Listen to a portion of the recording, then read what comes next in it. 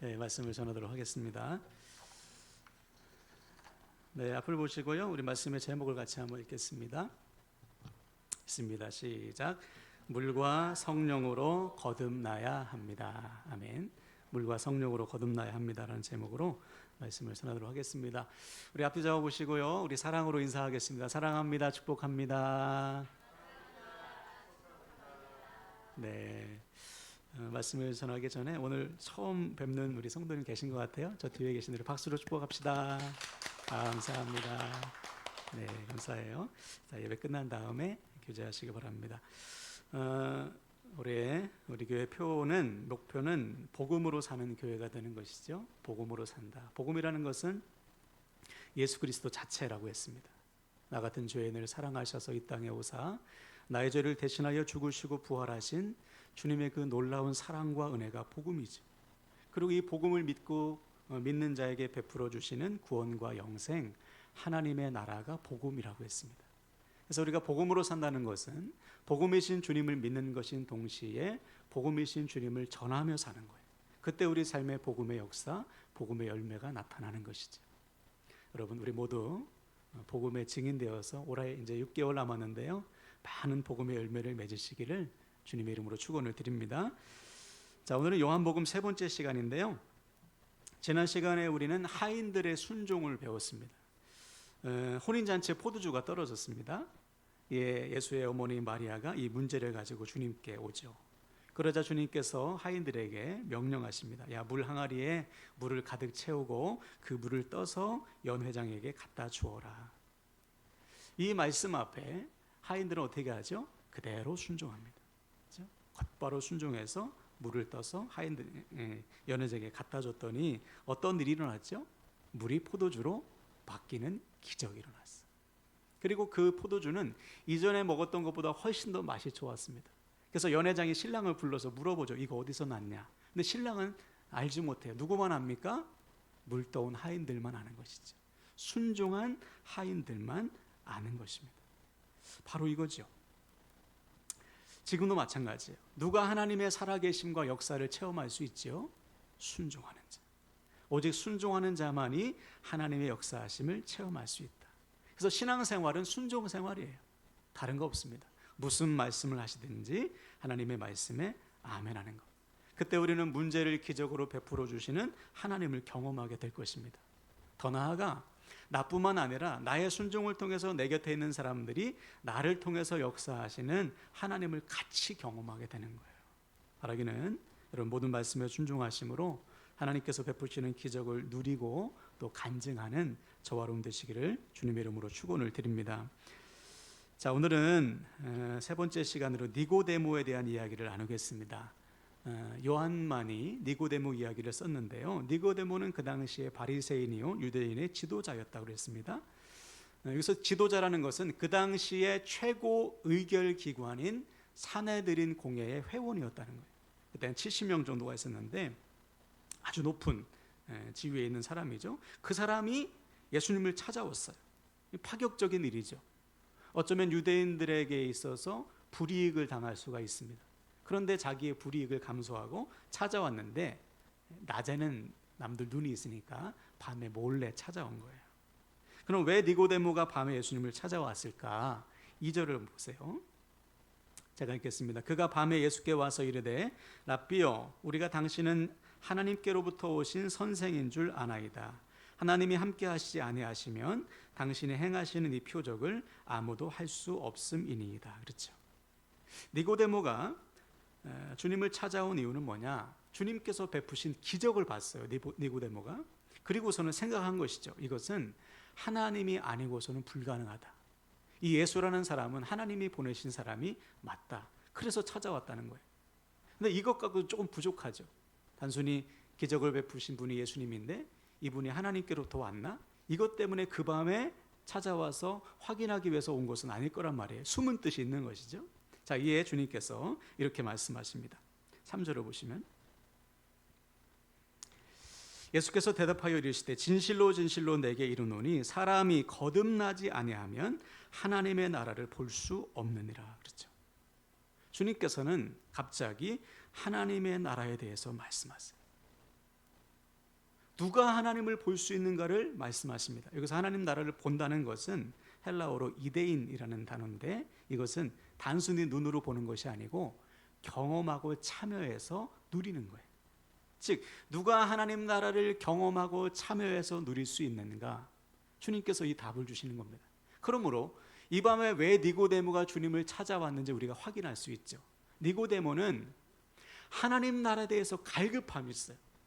어려서부터 율법을 배우고 유대인의 최고 지도자까지 되었지만 이 하나님 나라에 대한 확신이 없어. 그래서 예수님께서 베푸시는 기적을 보고 예수님께 답을 얻기 위해서 찾아온 거예요. 어떻게 내가 하나님 나라에 들어갈 수 있을까? 그 마음을 주님이 꿰뚫어 보시고는 답을 주시는 것이죠. 그 답이 뭡니까? 거듭난 자. 거듭난 자만이, 다시 태어난 자만이 하나님 나라에 들어갈 수 있다. 이 답을 예수님이 주신 거예요. 그런데 이 말씀을 니고데모는 이해가 안 되는 거예요. 그래서 묻죠. 아니, 어떻게 다시 태어납니까? 어머니 뱃속으로 다시 들어갔다가 나옵니까? 니고데모 입장에서는 그렇게 말하는 게 당연하죠. 다시 태어날 수 없으니까, 사람은. 그때 주님께서 다시 답을 주셔요. 5절 보면 예수께서 대답하시되 진실로 진실로 내게 이르노니 사람이 물과 성령으로 나지 아니하면 하나님 나라에 들어갈 수 없다. 어떻게 다시 태어날 수 있는가? 물과 성령으로 다시 태어난다. 여러분, 이 말씀은 니고데모를 비롯한 그 당시 유대인들에게 있어서는 이해할 수 없는 말이에요. 유대인들은, 니고데모는 지금도 어떻게 믿고 있는가? 혈통적으로 아브라함의 자손만이 하나님 나라에 들어간다. 그리고 이방인들이 개종해서 율법을 잘 지켜야, 잘 지키면 하나님 나라에 들어갈 가능성이 있다. 이렇게 생각하고 있거든요. 다시 말해, 혈통적으로 또 인간의 노력으로 하나님 나라에 들어갈 수 있다고 믿고 있었는데 예수님은 아니라는 거예요. 물과 성령으로 거듭나야지만 들어간다. 즉, 물과 성령으로 다시 태어나야지만 하나님 나라를 들어갈 수 있다. 그 나라를 참여하고 그 나라를 경험하고 누릴 수 있다. 결론적으로 말하면 인간의 힘으로는 안 된다. 누가 해주셔야 돼요? 하나님이 거듭나게 해주셔야 된다. 다시 말해, 혈통적으로나 노력으로 되는 것이 아니요, 하나님께서 거듭나게 해주셔야지만 하나님 나라에 들어갈 수 있다는 사실을 알려주시는 거예요. 자, 그럼 구체적으로 물과 성령으로 거듭난다는 것은 무엇을 의미할까? 먼저 물로 거듭난다는 것은 뭐냐? 여러분, 물은 헬라어로 휘다토스라는 단어인데 이것은 죄를 씻는 물이에요. 네. 즉, 자기의 죄를 회개하는 자에게 베풀어지는 세례를 의미합니다. 세례, 물 세례. 자, 그래서 우리가 세례 받을 때 머리에 물을 붓잖아요. 성부, 성자, 성령으로 머리에 물을 붓고, 침례교 같은 경우는 물속에 푹 담궜다 빼지 않습니까? 두 가지 의미가 있어요. 첫 번째는 네가 하나님의 은혜로 모든 죄가 씻음 받았다. 너의 몸과 마음과 영혼이 깨끗하게 씻음 받았다는 의미고, 두 번째는 뭐냐? 너는 물 아래 장사되었다. 그리고 주 안에서 다시 거듭났다는 것을 의미하는 거예요. 자, 그러므로 물로 거듭났다는 것은 뭐냐? 자기 죄를 회개하여 주님과 함께 죽고 주님 안에서 다시 태어나는 것입니다. 이 사실을 믿는 자에게 물 세례를 베푸는 것이죠. 자, 그러면 그에게 어떠한 일이 일어날까요? 바로 하나님의 영이신 성령이 임하셔요. 즉, 자기의 죄를 회개하고 주님과 함께 죽고 다시 태어났음을 고백하는 자에게 성령 하나님이 임하십니다. 성령 안에서 다시 태어나는 것, 이것이 바로 성령으로 거듭나는 거예요. 자, 그래서 베드로는 물과 성령으로 거듭나는 것에 대해서 이렇게 선포했어요. 우리 사도행전 2장 38절을 봅시다. 우리 앞을 보고, 우리 세번역 성경인데요, 다 함께 읽겠습니다. 시작.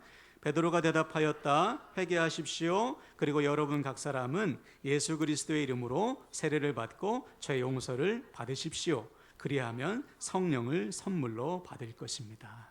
그렇죠. 자기 죄를 회개하는 자에게 하나님은 죄 사함의 은혜를 부어주신, 죄를 씻어주신, 그리고 성령이 임하셔서 그로 하여금 다시 태어나게 하신다. 이것이 바로 물과 성령으로 거듭나는 거예요. 혹시 우리 가운데 아직 거듭남의 확신이 없는 분들이 계시다면 여러분, 오늘 말씀에 순종하시면 돼요. 아, 하나님이신 주님께서 나 같은 죄인을 위해 이 땅에 오셨구나. 그리고 나의 죄를 대신해서 죽으시고 부활하셨구나. 이 놀라운 사랑 앞에 우리 죄를 회개하는 거예요. 여러분, 회개는 죄에서 돌이키는 것입니다. 하나님께로 돌아가는 거예요. 방향을 바꿔서 하나님께로 가는 거예요. 그때 하나님 우리를 받아주세요. 우리를 씻어주십니다. 뿐만 아니라 성령으로 임하셔서 우리를 다시 태어나게 하시는 거예요. 새로운 피조물이 되게 하시는 것이죠. 이것이 물과 성령으로 거듭나는 거예요. 바라기는 우리 함께하는 교회 모든 지체들은 한 사람도 빠짐없이 물과 성령으로 거듭나셔서 하나님 나라를 누리시고 참여하시고 경험하시기를 주님의 이름으로 간절히 축원을 드립니다. 자, 그럼 여기서 우리는 아주 중요한 질문을 해야 됩니다. 물과 성령으로 거듭난 인생은 어떻게 바뀔까요? 이전과 똑같지는 않겠죠? 그렇죠? 물과 성령으로 거듭났으면, 다시 태어났으면 이전과는 다른 삶을 살겠죠. 어떤 사람이 나는 물과 성령으로 거듭났어 고백하는데 이전과 똑같이 살아. 그 사람은 거듭났다고 볼 수 없죠. 여러분, 생각해 보십시오. 내가 주님과 함께 죽고 주님이 내 안에 사셔요. 주님의 성령이 내 안에 들어와 사시는데 어떻게 우리가 이전과 똑같은 삶을 살 수 있겠어요? 당연히 변화된 삶을 살겠죠. 다른 삶을 살겠죠. 다시 태어났으니까. 그래서 성경에 보면 주님을 만난 사람은 하나같이 다 변했습니다. 바뀌었어요. 자, 그래서 바울은 이렇게 고백하죠. 거듭난 자의 삶에 대해서 갈라디아서 2장 20절 세 번역으로 읽겠습니다. 시작. 나는 그리스도와 함께 십자가에 못 박혔습니다. 이제 살고 있는 것은 내가 아닙니다.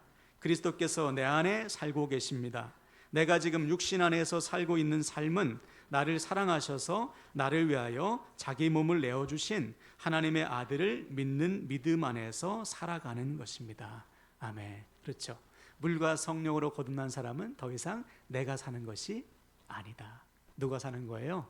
내 안에 주님이 사는 것이다. 이것을 쉬운 말로 뭐 어떻게 표현할까요? 이제는 주님과 일치된 삶, 주님과 똑같은 삶을 살게 되는 것입니다. 이게 거듭난 거예요. 즉, 거듭난 삶은 주님과 똑같은 삶을 살기 시작한 거예요. 주 안에서 물과 성령으로 거듭난 사람은 이제는 주님처럼 사는 것입니다. 이것이 거듭난 거예요. 그 사람들은 우리를 가리켜 뭐라고 부릅니까? 그리스도인이라고 부르죠. 아, 너는 기독교인 그리스도인이야. 이 그리스도인이라는 것은 헬라어로 크리스티아누스인데 이것은 그리스도를 추종하는 자 또는 작은 그리스도라는 뜻이에요. 즉, 우리가 그리스도인이라는 것은 내가 작은 예수다. 그리고 예수님을 따르는 제자로 거듭났다는 것을 의미하죠. 그러면 이전과 같을 수 없죠. 바뀝니다. 반드시 달라져요. 그럼 뭐가 달라질까요? 우리 성경을 보면 크게 두 가지가 달라집니다. 주님을 만난 사람들이 첫 번째는 뭐냐? 삶의 목적이 바뀌어요. 한번 따라할까요? 삶의 목적이 바뀐다. 네. 그럼 마태복음 4장에 보면 주님께서 제자들을 부르시죠? 어부들을 부르십니다. 부르시면서 뭐라고 말씀하시죠? 나를 따라오라. 내가 너희로 사람을 낚는 어부가 되게 하리라. 그렇죠? 이전까지 이 제자들 베드로, 야고보, 요한, 안드레 이 사람들은 무엇이 삶의 목적이었겠어요? 물고기 잡아가지고 처자식 먹여 살리는 거, 그렇죠? 하루하루 먹고 사는 거, 좀 여유가 있으면 집도 사고 뭐 차도 사고 나무롭지 않은 삶을 사는 것, 이것이 삶의 목적이었겠죠. 근데 주님의 부르심은 전혀 달라요. 너 더 이상 그런 삶 살면 안 돼. 이제는 사람을 낚는 어부가 되어라. 이제는 영혼을 구원하는 인생으로 너 거듭나야 된다. 주님께서 부르시는 거예요. 왜? 주님이 그 목적을 위해서 오셨으니까. 너 이제 나처럼 살아야 돼. 너 이제 거듭나서 나처럼 사는 거야. 주님의 목적을 가지고 살라고 우리를 부르셨습니다. 우리가 사는 목적도 똑같아요. 여러분, 무엇을 위해서 삽니까? 영혼을 구원하기 위해서 사는 거예요. 아멘이십니까? 네. 내가 사는 목적은 주님의 목적과 똑같아요. 한 영혼이라도 더 살리기 위해서 사는 거예요. 그래서 부활하신 주님께서 이 땅에서 마지막 남기신 말씀이 사도행전 1장 8절인데 우리 1장 8절 한번 읽어볼까요? 앞으로 보고 있으면 시작. 오직 성령이 너에게 임하시면 너희가 권능을 받고 예루살렘과 온 유대와 사마리아와 땅끝까지 이르러 내 증인이 되라. 아멘. 성령이 너에게 임하시면 무슨 말이에요? 너 성령 안에서 거듭나면, 즉 네가 성령 안에서 거듭난 이유가 뭐냐? 내 증인 되어라. 네가 있는 곳에서, 땅끝에서 나를 증거하는 삶을 살아라. 거기에서 너에게 맡겨진 영혼 한 사람 한 사람을 살려라. 이것이 우리가 물과 성령으로 거듭난 이유입니다. 그럼 지금 여러분 스스로 한번 질문하고 답을 해보세요. 여러분 뭐 때문에 그렇게 열심히 사세요? 지난 주간 열심히 사셨죠? 열심히 일하고 우리 학생들 열심히 공부했잖아요. 무슨 목적을 가지고 열심히 일하고 열심히 공부하냐 말이에요. 그저 남들처럼 그냥 잘 먹고 잘 살고 또 내 꿈과 내가 목표하는 것을 이루기 위해서 혹시 살아가십니까? 거듭난 자는 그런 것에 삶을 낭비하지 않아요. 우리 주님께서 내 꿈과 소원을 이루라고 십자가에 달리셨겠습니까? 너 이제 나처럼 살아야 된다. 너는 나의 손과 발이다. 너는 내 몸이야. 너는 내 제자지. 너는 작은 나지. 그래서 우리를 거듭나게 하신 거예요. 단 하루를 살아도 주님과 똑같은 삶을 사는 것이죠. 사도 바울의 고백처럼 한 영혼이라도 더 살리기 위해서 자기의 생명을 거는 거예요. 이것이 주 안에서 거듭난 자다. 예전에 제가 교육전도사 할 때 그때 이제 한 여자 권사님이 계셨는데 최문자 권사님이라고, 이분이 토요일마다 중고등부 아이들 밥을 해 먹이세요. 예배 시간 딱 끝날 때 맞춰가지고 한 20명 넘는 아이들을 밥을 하시는데 교회에서 재정을 후원하는 게 아닙니다. 자비로 그냥 하시는 거예요. 매주. 그리고 학기만 되면 애들 장학금을 주세요. 직접 주시는 것도 아니고 전도사님 요거 제가 줬다고 하지 말고 아무개 좀 주세요. 네. 형편이 어려운 아이들 골라서 대신 좀 전해달라고 하는 거예요. 형편이 좋으신 게 아닙니다. 네. 누가 봐도 형편이 안 좋아 보이셔요. 근데 본인이 덜 먹고 덜 쓰고 아껴서 애들을 섬기는 거예요. 애들이 너무 귀해서.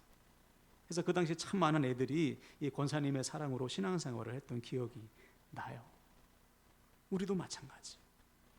무엇을 위해서 우리가 하루하루 열심히 살아가요? 무엇을 위해 여러분 돈을 벌고 무엇을 위해 열심히 공부하고 미래를 준비하십니까? 오직 영혼을 살리기 위해 하시길 축복합니다. 그렇다고 막 지금 당장 막 목사가 되고 선교사가 되려는 말씀이 아니에요. 지금 여러분의 자리에서 여러분 곁에 있는 한 영혼을 잘 섬기시면 됩니다. 그게 목회죠, 뭐 그렇죠? 그게 거룩한 일이에요. 그때 우리가 하는 모든 일에 생명의 역사가 나타나게 될 줄로 믿습니다. 자, 두 번째, 거듭난 자는 뭐가 바뀔까요? 따라합시다. 삶의 방법이 바뀐다. 네, 거듭난 자는 삶의 목적이 바뀌고 두 번째, 삶의 방법이 바뀌어요. 방법이. 여러분 세상의 방법은 힘 있는 자가 이기는 거예요. 그렇죠? 그래서 더 많은 힘을 얻기 위해서 모으고 더 높아지기 위해서 애쓰죠. 왜? 높아질수록 힘이 있을수록 더 많은 권리를 행사할 수 있으니까. 근데 하나님의 나라는 정반대입니다. 누가 큰 자예요? 낮은 곳에서 낮은 자를 섬기는 자가 큰 자죠. 더 많이 품는 자, 더 많이 쌓아놓는 자가 큰 자가 아니고 자기의 것을 내어주는 자가 하나님 나라에서는 큰 자입니다. 그를 하나님이 높여주셔요. 그리고 그를 통해서 하나님의 은혜와 복을 흘러가게 하시는 것이죠. 이 방법대로 살아가야 되는 거예요. 그래서 우리 주님이 택하신 방법이 뭐냐? 바로 십자가입니다. 십자가. 우리 앞을 보고 한번 읽어볼까요? 빌립보서 2장 6절에서 8절 읽습니다. 시작. 그는 근본 하나님의 본체시나 하나님과 동등됨을 취할 것으로 여기지 아니하시고 오히려 자기를 비워 종의 형체를 가지사 사람들과 같이 되셨고 사람의 모양으로 나타나사 자기를 낮추시고 죽기까지 복종하셨으니 곧 십자가에 죽으심이라. 아멘. 하나님이신 주님께서 택하신 방법은 십자가. 자기를 낮추셔서 인간의 몸을 입고 이 땅에 오셨어요. 그리고 자기의 생명을 내어 주셨습니다. 이것이 주님께서 하신 방법이에요. 그 결과 우리 하나님께서 주님의 이름을 지극히 높여주시고 지금도 수많은 사람들이 주님께서 내어주신 생명으로 생명을 얻고 있는 거예요. 아멘이십니까? 우리가 그렇게 살았죠. 그럼 우리도 주님과 똑같이 살아야죠. 예수님처럼 살아야죠. 낮은 곳에서 우리에게 있는 것을 나누는 삶을 사는 거예요. 눈을 좀 아래로 향하셔야 돼요. 나보다 더 어려운 사람들, 나보다 더 힘든 사람들, 낮은 곳에 있는 자들, 그들을 찾아가서 우리의 것을 나눌 때 하나님이 우리를 높여주신다는 거예요. 그리고 우리의 지경을 넓히신다는 거예요. 더 많은 것을 흘러보내게 하시는 거예요. 이것이 거듭난 자의 삶의 방법이다. 최근에 여러분 가수 션 정혜영 부부 아시죠? 간증을 들었는데 그 아내 되신 분의 간증을 들었는데 처음에 이 부부가 아이들을 후원하는데 6명의 아이들을 후원했대요. 컴패션에서 6명의 아이들을 후원했는데 한 달에 35,000원씩 6명 해가지고 후원하는데 이 아이가 보고 싶어가지고 찾아간 거예요. 찾아갔더니 이 아이가 고사리 같은 손으로 쓴 겁니다. 이 부인에게 I love you, 마미, 엄마 사랑해요. 그죠? 그동안 배고팠는데 밥도 먹고 학교도 다니고 하니까 너무 기뻐가지고 그림도 막 크레파스로 그림도 그려가면서 편지를 준 겁니다. 그 편지를 받고 이 부부가 결심했어요. 당장 오늘부터 200명 후원하자. 그때 마침 집을 사기 위해서 돈을 마련했는데 집 사는 거 포기하고 200명을 후원하기를 이제 시작한 겁니다. 결단한 것이죠. 대단한 결단이잖아요, 여러분. 남들 하루빨리 막 집을 장만하기 원하는데 집 필요 없어. 그리고 아이들을 후원하기 시작한 거예요. 왜 그랬을까요? 주님이 그러셨으니까. 물과 피를 탁 쏟으셔서 아끼지 않으시고 우리에게 주셨잖아요. 낮은 우리를 위해서. 그래서 이 부부도 주님 따라서 그렇게 산 거예요. 그 결과 지금은 몇 명 후원하는 줄 아세요? 1000명을 후원하고 있습니다. 한 달에. 이 부부의 능력으로 하는 것일까요? 아니요. 하나님께서 이 부부를 통해서 일하시는 거죠. 하나님 주님의 방법대로 살았더니 주님께서 그들을 높여주시고 그들의 지경을 넓히셔서 더 많은 영혼을 살리게 하시더라. 이것이 물과 성령으로 거듭난 자의 삶의 방법이에요. 그럼 사랑하는 여러분, 우리도 마찬가지예요. 여러분 제발 남들보다 높아지기 위해서 삶을 낭비하지 마세요. 십자가를 지는 사람은 낮은 곳으로 가야 됩니다. 왜? 주님이 어디 계셔요? 낮은 곳에 계십니다.